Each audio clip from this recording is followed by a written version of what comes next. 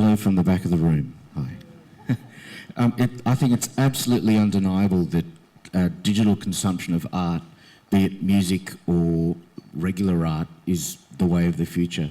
But if people are consuming art, how are the artists getting paid, and who is deciding the rate, the cut, and how it's distributed? So I can give the Pandora example and then talk about some of the other platforms. This is the first most frequently asked question. If we get all 5 out, there'll be a prize for everybody. Shook raffle. It's free music that you love. The way that Pandora is licensed here is through APRA AMCOS and RMNZ in New Zealand. So these are the copyright collecting societies that operate on behalf of all musicians and artists. We pay 2 royalties. Those royalties are set by the collecting societies.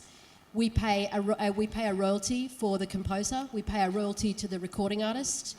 We remit that money directly to APRA AMCOS, and as a not-for-profit collecting society, they then return that money back to the musicians and artists themselves. So, when we talk about being able to facilitate a creative economy for musicians, we're talking about making sure that the money gets back into the right hands.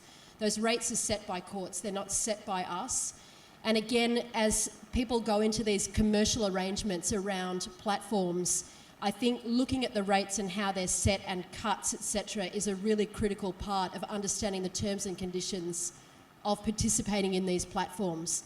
The value of connecting niche creative people, niche artists and musicians to the people who love just what they do from anywhere around the world, that is a remarkably valuable environment to be exhibiting or displaying your work in.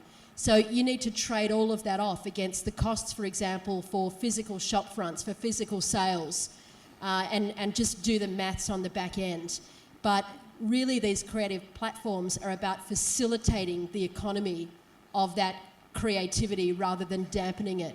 It costs a lot of money to run a service like Pandora. We pay more than 60% of the money that we make in royalties.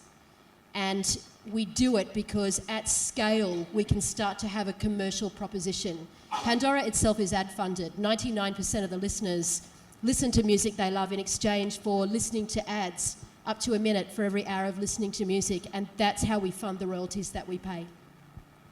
Wow. Now, this lady down here had a question. It's less a question than asking for an example when you were talking about earned and paid and owned, which we are all familiar with. But have you got an example, Gary, that you can give us of something that you felt worked particularly well? Yes, and